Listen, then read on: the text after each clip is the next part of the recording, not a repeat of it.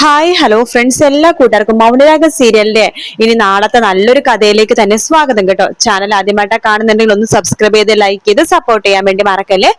അങ്ങനെ സരിയു ആണെങ്കിൽ ഓഫീസ് വയ്ക്കുന്ന സമയത്ത് ഒരു ബിൽഡിങ്ങിന്റെ പ്ലാൻ വരക്കാണ്. ആ പ്ലാൻ വരക്കണത് തന്നെ കല്യാണിനെ കൊല്ലാൻ വേണ്ടിയിട്ടാണ് കേട്ടോ. അതായത് ആ പ്ലാൻ വരക്കണപ്പോ സരിയു മനസ്സിൽ കാണുന്നത് ഇതിന്റെ മൂന്നാമത്തെ നിലയിൽ കല്യാണിനെ തല്ലിയിടാണെന്നുണ്ടെങ്കിൽ തീർച്ചയായിട്ടും അവള് മരിക്കും. അപ്പൊ ആ രീതിയിൽ വേണം ബിൽഡിങ്ങിന്റെ ആ ഒരു പ്ലാൻ വരക്കാനായിട്ട് എന്ന രീതിയിൽ അങ്ങനെയാണ് പ്ലാൻ വരക്കുമ്പോഴാണ് കല്യാണി അവിടേക്ക് വരുന്നത്. കല്യാണി പറയേണ്ടത് ഈ കമ്പനിയുടെ പകുതി ഷെയർ സരിയുവിന് തരേണ്ടതാണ്, സരിയുവിന് അവകാശപ്പെട്ടതാണ് എന്നൊക്കെ കല്യാണി പറയുമ്പോൾ സരിയു മനസ്സിൽ വിചാരിക്കണം, ഹോ അത് നീ പറഞ്ഞ ആവശ്യമൊന്നും എനിക്ക് ഇല്ലടി, അല്ലെങ്കിൽ ഇതൊക്കെ എനിക്ക് അവകാശപ്പെട്ടത് തന്നെയാണ് എന്ന് സരിയു മനസ്സിൽ വിചാരിക്കുന്നുണ്ട്. ശേഷം സരിനോട് കല്യാണി പറയുന്നുണ്ട്, അതെ സരിയു, നാളെ ഞാൻ കൺമണി മോളെയും കൂട്ടിക്കൊണ്ട് ഞാൻ മനോഹറിന്റെ അടുത്തേക്ക് പോകും കേട്ടോ. അത് എന്തിനാ കല്യാണി എന്നോട് ചോദിക്കണത്? ആ അനുവാദം ഞാൻ നേരത്തെ നിനക്ക് തന്നതല്ലേ, നിങ്ങൾ കുഞ്ഞിനെ കൊണ്ടേ കാണിച്ചോ, അതിൽ എനിക്കൊരു ബുദ്ധിമുട്ടും ഇല്ല എന്ന് സരിയു പറയാണ്. ഇത് കേൾക്കുന്ന കല്യാണി പറയുന്നുണ്ട്, അതല്ല സരിയു, മനോഹർ എന്തിനു വേണ്ടിയിട്ടാണ് വീണ്ടും കൊല ചെയ്തിട്ട് ജയിലിൽ പോയി കിടന്നത് നിനക്ക് നന്നായിട്ട് അറിയാലോ. ഞങ്ങളുടെ ജീവിതത്തിൽ ഒരു ബുദ്ധിമുട്ടും ഉണ്ടാവരുത്, ഞങ്ങൾ ആരും അവൻ സ്നേഹിക്കുന്ന ആർക്കും ഒരു ബുദ്ധിമുട്ടുണ്ടാവരുത്, അവൻ സ്നേഹിക്കുന്ന എല്ലാവരും നന്നായിട്ട് ഇരിക്കണം, അതിനുവേണ്ടി മാത്രമാണ് അവൻ ഗംഗപ്രസാദിനെ കൊന്നത്. അങ്ങനെയുള്ള മനോഹറിനെ സ്നേഹിക്കാനേ എനിക്കും കിരണേട്ടനും അതുപോലെ തന്നെ എല്ലാവർക്കും സാധിക്കുള്ളൂ. അതുപോലെ നീയും മനോഹറിനെ സ്നേഹിക്കണം എന്ന് പറയുമ്പോഴേക്കും സരിയു പറയുന്നുണ്ട്, കല്യാണി നിങ്ങളെ പോലെ പെട്ടെന്ന് എനിക്ക് മനോഹറിനെ ആക്സെപ്റ്റ് ചെയ്യാൻ പറ്റില്ല, പക്ഷെ അവരെ ഞാൻ സ്നേഹിക്കുന്ന ഒരു സമയം വരുമായിരിക്കും, അതുവരെ നിങ്ങൾ വെയിറ്റ് ചെയ്തേ പറ്റൂ, എനിക്ക് അതിനുള്ള സമയം തരണം എന്ന് സരിയു പറയുമ്പോ കല്യാണി പറയുന്നുണ്ട്, ശരി നീ അതിനുള്ള സമയം എടുത്തോ. അല്ല നീ ഇന്ന് അമ്മേനെ കാണാൻ പോകുന്നില്ലേ ഹോസ്പിറ്റലില്? ആ പോകുന്നുണ്ട്, വർക്ക് കഴിഞ്ഞിട്ട് വൈകിട്ടേ പോകുന്നുള്ളൂ. ശരി, ഷാരി ആന്റി ഇപ്പൊ റൂമിലേക്ക് മാറിയല്ലേ? ആ മാറി, ഇപ്പൊ വലിയ കുഴപ്പമൊന്നുമില്ലെന്ന ഡോക്ടർ പറഞ്ഞത്, ഒരാഴ്ച കഴിയുമ്പോഴേക്കും ഡിസ്ചാർജ് ആവും. അതേതായാലും നന്നായി, എന്നെ കുത്താൻ വന്ന കുത്താണല്ലോ ഷാരി ആന്റിക്ക് കൊണ്ടത്, അതുകൊണ്ട് തന്നെ എനിക്ക് മനസ്സിന് വല്ലാത്തൊരു ബുദ്ധിമുട്ടായിരുന്നു എന്ന് പറയാണ് കല്യാണി. ഇത് കേൾക്കാൻ സരിയു മനസ്സിൽ വിചാരിക്കേണ്ട, ഹോം നിനക്ക് ബുദ്ധിമുട്ട്, എനിക്കും ബുദ്ധിമുട്ട് തന്നെയാണ്, ആ കുത്ത് നിനക്ക് കൊണ്ടില്ലല്ലോ എന്ന് ആലോചിച്ചിട്ട് എനിക്കും വല്ലാത്ത ബുദ്ധിമുട്ട് തന്നെയാണ് എന്ന് സരിയു മനസ്സിൽ വിചാരിക്കാട്ടോ. ശരിയെന്നാ ഞാൻ വീട്ടിൽ പോയിട്ട് കൺമണി മോളെ എടുത്തുകൊണ്ട് ജയിലിലേക്ക് പോകുവാണെന്ന് പറഞ്ഞിട്ട് കല്യാണി അവിടെ നിന്ന് ഇറങ്ങാണ്. സരിയൂനാണെങ്കിൽ ദേഷ്യം വരുന്നുണ്ട്, എന്റെ മോളെയും കൂട്ടിക്കൊണ്ട് അവള് പോവാ ആ ജയിൽ പുള്ളിനെ കാണാനായിട്ട്. ആദ്യം കല്യാണി ഞാൻ നിന്നെ കൊല്ലും, അതിനുശേഷം ജയിലിൽ കിടക്കുന്ന അവൻ മനോഹർ അവനെയും കൊല്ലും, അതിനുശേഷം മാത്രമേ എനിക്കും കിരണും ഒന്നാവാൻ സാധിക്കുള്ളൂ. ഇപ്പൊ നിന്നെ കൊന്നത് കൊണ്ട് മാത്രം കിരൺ എന്നെ വിവാഹം കഴിക്കണമെന്നില്ല, ആ മനോഹറും കൂടി ചാവണം, നിങ്ങൾ രണ്ടുപേരുടെ മരണം എന്റെ കൈകൊണ്ടായിരിക്കും എന്നൊക്കെ സരിയു മനസ്സിൽ കാണാട്ടോ. ശേഷം വൈകുന്നേരം തന്നെ സരിയു തന്റെ അമ്മ ഷാരിനെ കാണാൻ വേണ്ടി ഹോസ്പിറ്റലിൽ പോവാണ്.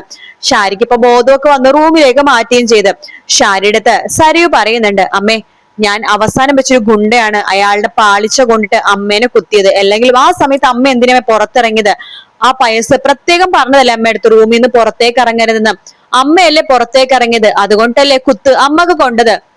അത് കേട്ട് ഷാരി പറയണ്ടേ, എനിക്ക് കുഴപ്പമൊന്നുമില്ല മോളെ, പിന്നെ ഒരു കാര്യം മോള് സൂക്ഷിച്ചും കണ്ടു വേണം എന്ത് ചെയ്യാനായിട്ട്. ചന്ദ്രസേനും കിരണിനൊക്കെ സംശയം തോന്നിയാ എന്താ സംഭവിക്കാന്ന് മോൾക്ക് അറിയാലോ, അതൊക്കെ എനിക്കറിയാം, അവർക്കൊന്നും എന്നോട് ഒരു സംശയമില്ല മോളെ. അവര് ചിലപ്പോ സംശയമില്ലാത്ത പോലെ അഭിനയിക്കായിരിക്കും, അവർക്ക് എന്തെങ്കിലുമൊക്കെ സംശയം ഉള്ളിലുണ്ടെങ്കിൽ അത് അവരുള്ളിൽ വെച്ചോണ്ടിരിക്കുകയുള്ളൂ, അവര് കറക്റ്റ് ആയിട്ട് അതിനുള്ള തെളിവും കാര്യങ്ങളൊന്നും ഇല്ലാതെ ഒരാളെ സംശയിക്കില്ല. അങ്ങനെ തെളിവും കാര്യങ്ങൾക്ക് വേണ്ടി അവർ കാത്തിരിക്കായിരിക്കും. അതുകൊണ്ട് കുറച്ചു ദിവസത്തേക്ക് മോൾ കല്യാണിന്റെ പുറകെയുള്ള ഓട്ടം നിർത്തുന്നതായിരിക്കും നല്ലത്. എനിക്ക് അങ്ങനെ ചെയ്യാൻ പറ്റില്ല, ഒരു നിമിഷം പോലും അവള് കിരണിന്റെ കൂടെ ജീവിക്കണത് എനിക്ക് സഹിക്കാൻ പറ്റില്ല. അവളും കിരണും കൂടി ഒരുമിച്ച് വരുമ്പോ എനിക്ക് എന്നെ തന്നെ കത്തിച്ച് തീർക്കാൻ തോന്നും, അത്ര ദേഷ്യമാണ് എനിക്ക്. ഒരു ദിവസം പോലും അവൾ എന്റെ കിരണിന്റെ കൂടെ ചെലവഴിക്കണത് എനിക്ക് സഹിക്കാൻ പറ്റില്ല. അമ്മ നോക്കിയോ, ഇനി ഒരു ഗുണ്ടകളെ ഞാൻ വെക്കാൻ പോണില്ല, ഞാൻ തനിയെ തന്നെയാണ് ഇനി അവളുടെ കാര്യങ്ങൾ ഇല്ലാതാക്കാൻ പോണത്. അതിനുള്ള പ്ലാൻ ഞാൻ തയ്യാറാക്കിയിട്ടുണ്ട് മോളെ, എന്താണെങ്കിലും സൂക്ഷിച്ചും കണ്ടു വേണം, എനിക്ക് അത് മാത്രമേ പറയാനുള്ളൂ എന്ന് ഷാരി പറയണം. ഇതേക്കണ സരിയു പറയണ്ട്, എന്തൊക്കെ പറഞ്ഞാലും നിങ്ങൾ എന്നെ ഒരുപാട് സ്നേഹിക്കുന്നുണ്ടെന്ന് എനിക്ക് മനസ്സിലായി, ഞാൻ പറഞ്ഞത് കൊണ്ടിട്ടാണല്ലോ നിങ്ങൾ ആ ഗുണ്ടക്ക് വാതിൽ തുറന്നു കൊടുത്തത്, അത് പയസ്സിന എന്റെ പെറ്റമ്മ പോലും ഇങ്ങനെ ചെയ്യില്ല എന്ന് പറയുമ്പോ ഷാരി പറയണ്ട്, മോളെ എനിക്ക് എന്റെ ജീവനേക്കാളും വലുത് നിന്റെ കാര്യങ്ങളാണ്, നീ സന്തോഷമായിട്ടിരിക്കണം, അതിനു വേണ്ടിയാണല്ലോ നിന്റെ അച്ഛനും ഇതുപോലെയൊക്കെ ചെയ്തത്. അപ്പൊ പിന്നെ നിന്റെ അമ്മയായെന്ന് പറഞ്ഞ് നടന്ന ഞാൻ ഇങ്ങനെയൊന്നും ചെയ്തില്ലെങ്കിൽ അത് പിന്നെ ഞാൻ സ്നേഹിക്കണ എന്ത് അർത്ഥമാണുള്ളത്? അതുകൊണ്ട് നീ എന്ത് കുരുത്തക്കേട് കാണിച്ചാലും ചെറുപ്പം മുതൽ ഞാനും നിന്റെ അച്ഛനും നിന്റെ കൂടെ നിന്നിട്ടുള്ളൂ, ഇപ്പോഴും അങ്ങനെ തന്നെയാണ്, നിനക്ക് വേണ്ടി ഞങ്ങളെ മരിക്കാൻ വരെ തയ്യാറാണ് എന്ന് പറയണം. ഇത് കേട്ടുന്ന സരയു പറയണ്ട്, കിരണ വിവാഹം കഴിക്കുകയാണെങ്കിൽ എന്റെ പെറ്റമ്മയുടെ സ്ഥാനത്ത് നിങ്ങളായിരിക്കും ഇനി വരുന്നുണ്ടാവുക എന്ന് സരയു ഷാരിക്ക് വാക്ക് കൊടുക്കാട്ടോ. അതിനുശേഷം കല്യാണിയാണെന്നുണ്ടെങ്കിൽ പിന്നെ താരയുടെ വീട്ടിലേക്ക് പോവാണ്, താരനെ കാണാൻ വേണ്ടി പോവാണ് സരയു ഇല്ലാത്ത സമയത്ത്. താരേനെ കണ്ട് സംസാരിക്കാൻ വേണ്ടി തന്നെയാണ് കേട്ടോ കല്യാണി അവിടേക്ക് പോണത്. അപ്പൊ കല്യാണിനെ കാണുമ്പോ തന്നെ താര ഇങ്ങനെ ഭയങ്കര സന്തോഷമാവാണ്. കല്യാണി പറയട്ടെ, ഞാൻ സരയില്ലാത്ത സമയത്ത് തന്നെ ആന്റിനെ കാണാൻ വേണ്ടി വന്നത് ആന്റിയുടെ അടുത്ത് മനസ്സ് തുറന്ന് ഒന്ന് സംസാരിക്കാനാണ്. അപ്പൊ കല്യാണിയുടെ അടുത്ത് ഇരിക്കാൻ വേണ്ടി താര പറയാണ്, കല്യാണി ഇരിക്കുന്നുണ്ട്, കുടിക്കാൻ ചായയോ കാപ്പിയോ എന്തോ എടുക്കട്ടെ എന്ന് താര ചോദിക്കുമ്പോ ഒന്നും വേണ്ട ആന്റി, അന്ന് തണുത്തത് എന്തെങ്കിലും എടുക്കാന്ന് പറയുമ്പോ എങ്കിൽ ശരി എന്ന് കല്യാണി പറയാണ്. അങ്ങനെ താര കല്യാണിക്ക് കുടിക്കാനുള്ള വെള്ളവും കാര്യങ്ങളൊക്കെ കൊണ്ടുവരാണ്.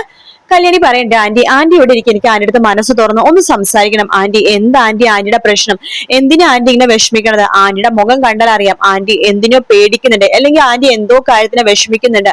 ആന്റി എന്താണെങ്കിലും തുറന്നു പറ, എനിക്ക് എന്തെങ്കിലും അപകടം പറ്റുമെന്ന് പേടിച്ചിട്ടാണോ ആന്റി വിഷമിക്കുന്നത് എന്ന് ചോദിക്കുമ്പോ താര അതെ എന്നാണ് തലയാട്ടുന്നത്.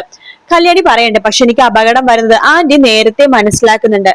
വിക്രം എന്നെ കൊല്ലാൻ വേണ്ടി തോക്കുമായിട്ട് ഗ്രൗണ്ടിൽ വരുമെന്നുള്ള സമയത്ത് തന്നെയാണ് ആന്റി എനിക്ക് മെസ്സേജ് അയച്ചത്, സൂക്ഷിക്കണമെന്ന് പറഞ്ഞിട്ട്. അതുപോലെ തന്നെ കഴിഞ്ഞ ദിവസം വീട്ടിൽ ഒരാൾക്ക് കുത്തുകൊണ്ടു, അതായത് നമ്മുടെ സരയുവിന്റെ വളർത്തമ്മയായിട്ടുള്ള ഷാരി ആന്റിക്ക് കുത്തുകൊണ്ടു. പക്ഷെ ആ സമയത്ത് ആ കൊലയാളി ശരിക്കും കുത്താൻ വന്നത് എന്നെയായിരുന്നു. ആ സമയത്തും എന്നെ സൂക്ഷിക്കണമെന്ന് പറഞ്ഞ് മെസ്സേജ് അയച്ചത് താരാന്റിയാണ്. അതായത് 2 അപകടങ്ങൾ വരുന്ന സമയത്തും താരാന്റി എന്നെ അത് കറക്റ്റ് ആയിട്ട് അറിയിച്ചിട്ടുണ്ട്. സത്യം പറ താരാന്റി, എനിക്ക് അപകടം വരുന്നത് താരാന്റിക്ക് എങ്ങനെയാണ് മനസ്സിലാവുന്നത്?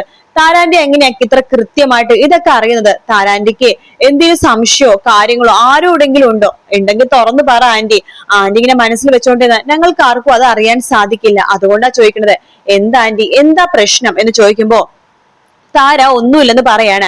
കല്യാണി പറയണ്ട്, ശരി കുറെ ദിവസം ഞാൻ ഈ വീട്ടിലൊക്കെ വന്നിട്ട് ഞാനൊരു 1/2 മണിക്കൂർ കഴിഞ്ഞിട്ട് പോകുന്നുള്ളൂ, വെയിലൊക്കെ ഒന്ന് ആറട്ടെ, അതുവരെ ഞാനിവിടെ നിന്നോട്ടെ ആന്റി. നിന്നോ എന്ന് താരയും പറയാണ്. പക്ഷെ കല്യാണിന്റെ ഉദ്ദേശം വേറൊന്നാട്ടോ. ഇനി അഥവാ താര എന്തെങ്കിലും മറച്ചു വെക്കുന്നുണ്ടെങ്കിൽ അത് കണ്ടുപിടിക്കാൻ വേണ്ടി തന്നെയാണ് കല്യാണി അവിടെ വന്നിരിക്കുന്നത്. അങ്ങനെ താര അപ്പുറത്തും ഇപ്പുറത്തും പോണ സമയത്താണെന്നുണ്ടെങ്കിൽ കല്യാണി നേരെ താരയുടെ റൂമിലേക്കൊക്കെ പോവാണ്. അവിടെയൊക്കെ ചെറിയ രീതിയിൽ ചെക്ക് ചെയ്യുന്നുണ്ട്. പക്ഷെ അവിടെ നിന്ന് ഒരു തുമ്പും കല്യാണിക്ക് കിട്ടുന്നില്ല. ആന്റി എന്തിനോ പേടിക്കുന്നുണ്ട്. അത് എന്തിനാണെന്ന് കണ്ടുപിടിക്കാൻ വേണ്ടിയാണ് കല്യാണി ഇങ്ങനെ ഇറങ്ങി പുറപ്പെട്ടോ. പിന്നീട് കല്യാണി പോണ നേരം സരയുവിന്റെ റൂമിലേക്കാണ്.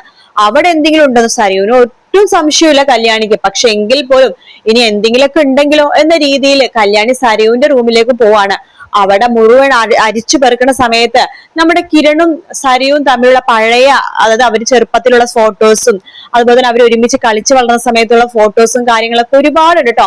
അതൊക്കെ മുമ്പ് സരയു വലിച്ചെറിഞ്ഞതാണ്. ഇപ്പൊ കിരണിനോടുള്ള ദേഷ്യം മാറിയപ്പോ അതെല്ലാം വീണ്ടും എടുത്തു വെച്ചിട്ടുണ്ടെന്നാണ് കല്യാണി വിചാരിക്കുന്നത്. പക്ഷെ അങ്ങനെയല്ല, നമ്മുടെ കിരണിന്റെ ഫോട്ടോയ്ക്ക് നേരെ ലവിന്റെ ചിഹ്നവും കല്യാണിയുടെ ഫോട്ടോയും കിരണിന്റെ ഫോട്ടോയും കല്യാണ ഫോട്ടോയൊക്കെ അവിടെ കേട്ടോ. കല്യാണിക്ക് ഇന്റുവായിട്ടും അതായത് റെഡ് കളറിൽ മാർക്ക് ചെയ്തിട്ടുണ്ട്. കിരണിന്റെ നേരെ ലവിന്റെ സിമ്പിൾ ഒക്കെയാണ് സരയു ഇട്ടിരിക്കുന്നത്. അപ്പൊ അതിൽ തന്നെ കല്യാണിക്ക് കാര്യങ്ങളൊക്കെ ഏറെ കുറെ മനസ്സിലാവാണ്.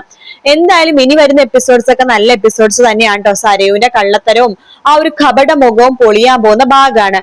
വീഡിയോ ഇഷ്ടപ്പെടുകയാണെങ്കിൽ ലൈക്ക് ചെയ്യാനും സബ്സ്ക്രൈബ് ചെയ്യാനും കമന്റ് ചെയ്യാനും മറക്കല്ലേ. മറ്റൊരു വീഡിയോ ആയിട്ട് കാണാം. Take care, bye bye.